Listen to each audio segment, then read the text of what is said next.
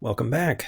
This video will discuss the crucial idea of local linearity, which leads us to our definition of the derivative, which is the central object in differential calculus. I want to begin by making a geometric point, and for that I will switch over to a graphing program. I've opened up the excellent graphing program GeoGebra, which I think will help me make a point that I emphasize in the book. Everything we will do in differential calculus is ultimately the fruit of one key geometric idea, which, as you might expect, is related to infinitesimals. The key geometric idea of differential calculus is this. On an infinitesimal scale, curves are straight. This may sound paradoxical, but it's easy to see what I mean. Let me pull up a fairly curvy curve, and on this curve I'm going to pick a point. There is nothing special about that point. I could literally have chosen any other point on this curve and it would have made my point, no pun intended, just as well. My claim was that all curves are straight on an infinitesimal scale. Now, of course, I can't show you an actual infinitesimal scale on a physical drawing, but I can at least approximate it by a very, very small real scale, and that's what I'll do right here. Let's just zoom in closer and closer on this blue point. And as we do so, we see the curviness is starting to disappear. Obviously, it's still curved at the ends of what you can see on the screen, but let's go in closer and closer and closer. And we can imagine that we are some sort of very small creature that lives its whole life in the immediate vicinity of this point on the curve. As far as we're concerned, the world looks pretty flat. And actually, if I were to draw a genuinely straight line passing through that point, hugging the curve as best as possible, I would get something like this. There's really no distinction whatsoever between the curve and the line. That line, which we could imagine extending indefinitely in both directions, has a special name. That line is called the tangent line to the curve at that point. And we can see that here, even on this very small real scale, the curve and the tangent line are more or less indistinguishable. On an infinitesimal scale, we would say that the curve and the tangent line actually are indistinguishable. They are the same thing, which is why we would say that locally, or on an infinitesimal scale, curves are straight. So if you are an infinitesimal bug living at that point on this curve, as far as you know, the world is flat. Now, of course, curves are locally straight, but globally curvy. And to emphasize this point, I'm going to pull back from this tiny scale, where the curve is indistinguishable from its tangent line, back to the original scale, where of course the two are very different. There we go. Globally, curves are curvy. Locally, curves are straight. This is the key geometric insight underlying all of differential calculus. There are a few odd exceptions, which I discuss in the exercises in the book. And at those exceptions, differential calculus breaks down, so we have to watch out for them. But in the usual case, pick any curve you like and any point you like on that curve, and the curve will have a tangent at that point, which locally is indistinguishable from the curve. Okay, so all curves are straight, and there are some exercises in full frontal calculus in which you can develop some nice geometric consequences of that fact. But here I want to tie the idea to another important idea, the idea of functions. We know that all curves are locally straight, thus all graphs of functions are locally straight. Well, what sort of function has a straight line graph? A linear function, of course, like your old friend y equals mx plus b, which is the simplest sort of function you could hope for.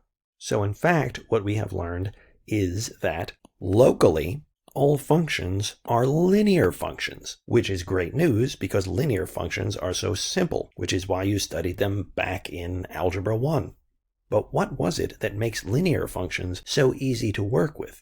We can see this if we compare the graph of a linear function with the graph of a non-linear function like this one. We might characterize the simplicity of the linear function by noting that it has a fixed rate of change, which of course we also call its slope. If I start at any point on the linear function and run a certain distance in the independent variable, the dependent variable also changes by a certain amount. But what's notable is that no matter where I start, even if I were to start at some other point, if I run that same distance, increase the independent variable by the same amount, then the resulting change in the dependent variable will be the exact same as it was in the first instance.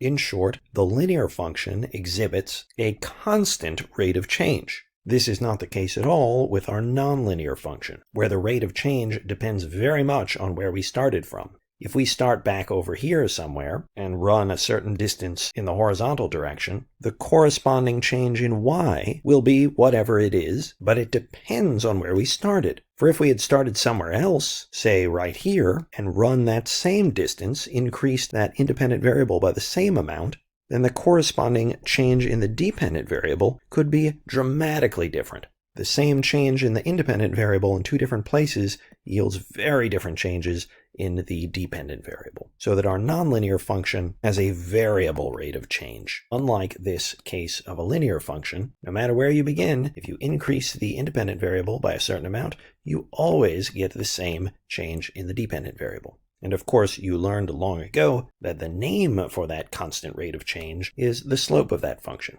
For example, if every time we increase the independent variable by 5, the dependent variable increased by 2, then we would say that the slope of this guy is, of course, 2 over 5. This is old familiar stuff, but it's worth reminding ourselves that while we talk about the slope of a line or the slope of a linear function, the rate of change of a linear function, we never talked about slope or rate of change of a nonlinear function. It's not a global characteristic of a nonlinear function.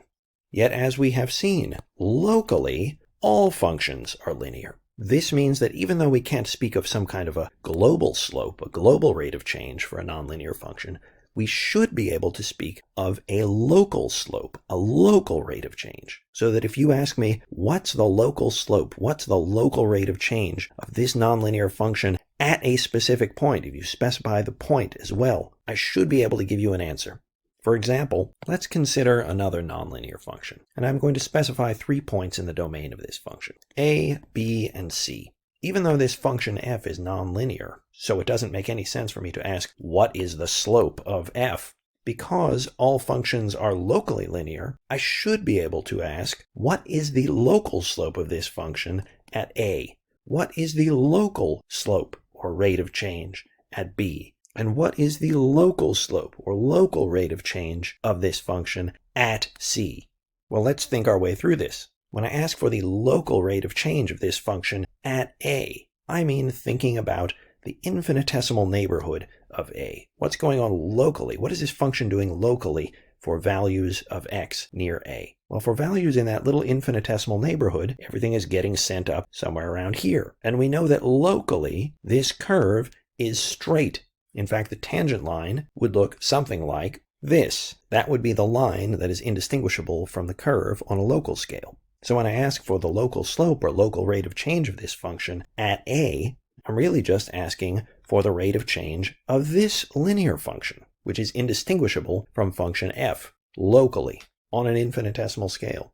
And this is something I can just stare at and see, well, it looks like, if I go over a little bit, I have to go up twice as much to get back on the tangent line. So it looks like the slope here is probably about 2. And that is what we would say is the local rate of change of f at a. If you're a little infinitesimal bug living around a, for every infinitesimal step you take to the right, the value of the function is going to change by about 2 little infinitesimal steps. Similarly, if we look at b locally, in the infinitesimal neighborhood of b, this function is indistinguishable from the tangent line to the curve at b, which looks like this. If your world is restricted to an infinitesimal neighborhood of b, then f is just a linearly decreasing function. For every infinitesimal step you take to the right, the value of the function will drop by some fixed amount. It actually looks like maybe this has a slope of about -2. So I'll write that in. And finally, at C, here we start out right at the top of a hill. Well, if you lived in that hilltop and you were an infinitesimal being, from your perspective, the world would look like this, a horizontal line, which of course has a slope of 0. And of course, we could do something similar to what we've done by picking any point here in the domain of f and asking for the local rate of change, the local slope at that point. Which is another way to say that we actually have a second function here. This second function is derived from the first function, it's very much related to it, and has the same domain. To see what I mean, let's concentrate on what the two functions do to the input a. Now f takes a and sends it to some other number. That's what functions do. They take numbers and turn them into new numbers. And for the sake of argument, let's just say that our function f turns a into the number 13. So as you learned long ago, we would write f of a is 13. Now this new derived function I'm talking about does something different to a. It's going to take a and send it to 2, which is the local slope of f at a. And I'll indicate this as follows. I'm going to call this derived function f prime. And in fact, I will say that this new function f prime is the derivative of f because it is derived from f. So f prime of a is going to be about 2. And as you can see, we could do this with any point in f's domain. We could ask where f sends the point, and we could ask where f prime sends the point. It looks, for example, that b and c actually get sent to the same place by f. For the sake of argument, let's just say that is 9. Then we might say that f of b is 9 and f of c is 9. But what about f prime of b? Well, f prime is the derivative of f. It takes any input of the function f and returns the local rate of change of f at that input. So what's the local rate of change of f at b? We have already said it's going to be about -2. And similarly, f prime of c is 0. The derivative of f at c is 0 because the derivative takes its input and returns the local rate of change of f at that input. Every function, every nicely behaved function anyway, has a derivative, and as strange as this notion of a derivative may seem, it actually turns out to be the central object in this course. Not a day will go by in which we do not talk about derivatives. So it's probably worthwhile for me to write down the definition of the derivative, which of course is also in the textbook. It looks like this. The derivative of a function is a new function whose output is the original function's local slope, or equivalently rate of change at the given input value. As for notation, if f is a function, its derivative is denoted f prime. There are, in fact, other notations for the derivative. One of them is very important, and you will meet it soon, and the others we need not worry about in this class. Okay, now that you know what the derivative is, I want to give a classic example of how it can be applied in physics. Let's say that we have a function f of t, which represents an object's position along some particular dimension. And I've written f as a function of t, where t represents time. So this function gives us position as a function of time. It tells us where something is at a given time. For example, we might have a particle that moves around on a line. That particle would be restricted to this one dimension, and this function would tell us where on the number line it is at any given moment in time. Or we might have something that takes place in 2 or 3 dimensions, like some object being launched off of a cliff and falling down into, say, the water below. The motion is taking place in 3 dimensions, but I could still have a function that describes the position in just 1 dimension. For example, maybe this position function just tells me the height of this object, and tells me that at time 0, its height is, well, whatever that height is. And a few seconds later, its height is, well, whatever that height is. In other words, I might have a function that really doesn't care about the horizontal component of this object, and it only tells me how high off the ground it is. And of course, I might have some different position function that cared only about the horizontal position and didn't care about the vertical one at all. Anyway, my point is there are all sorts of ways in which we can have a position function that only takes notice of 1 dimension at a time. The input is time, and the output is going to be position along that 1 dimension. Given such a function, I can ask, what, if anything, is the physical meaning of f prime of t? Does the derivative of the position function have any physical significance? Well, certainly it does. The derivative of the position function f gives us the local rate of change of f. It tells us how position is changing locally in time. If position is measured, say, in meters or miles or what have you, then we might measure the rate of change of position in something like meters per second, how the position is changing in time, or miles per hour, how the position is changing in time. Well, those are both measures of what we would call velocity. Aha! And velocity has this instantaneous character that we associate with derivatives. It tells us something that's happening at a particular instant. If a policeman pulls you over and says you were driving 80 miles an hour, you'd be a fool if you said to him, "Oh, that can't be right, officer. I can't have been going 80 miles an hour. I've only been driving for 10 minutes.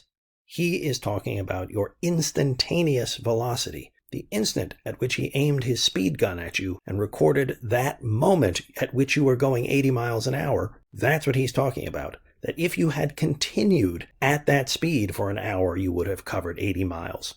Anyway, the relationship between these two functions, position and velocity, is something we'll make a lot of use of, and something you will use all the time if you take a physics class. If we went further and said, well, okay, now I've got this new function. What would happen if I took the derivative of f prime? Then I would end up with f double prime of t, which is also known as the second derivative of f, and we might wonder if that has any physical significance. Well, yes, it does, and we can see it if we think about what it means.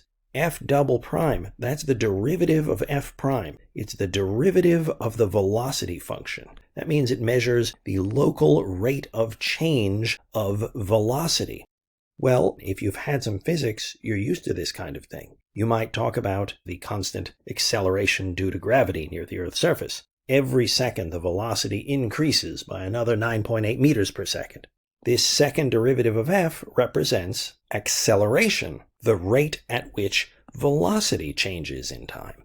So now we have this interesting sequence of functions, a position function, a velocity function, and an acceleration function, and we can go from one to the next by taking derivatives. Eventually, we'll also learn to reverse the process by taking so-called antiderivatives and going from acceleration to velocity and velocity to position. This is great because it means that if you start at any one of these three levels, you can get to the other two without too much trouble. This is one reason why learning physics with calculus is so much easier than trying to learn physics without calculus. If you try to learn physics without calculus, you often have to memorize 3 times as much stuff because you'll have to know separate relations for position, velocity, acceleration without being able to see any connections between them. Whereas if you have calculus in your toolkit, once you understand one of those functions, you can just fiddle with it a little bit and produce the other ones in a matter of seconds. Even though we haven't learned how to actually take derivatives yet, how to actually do the analytical work of producing, say, from a position formula, the actual velocity formula, even though we don't know how to do that yet, I can still give you a feel of how these things are connected, at least position and velocity let's work with, just by drawing some pictures and thinking about graphs. So let's do that now. Here is the graph of a function f, and this is going to be a position function.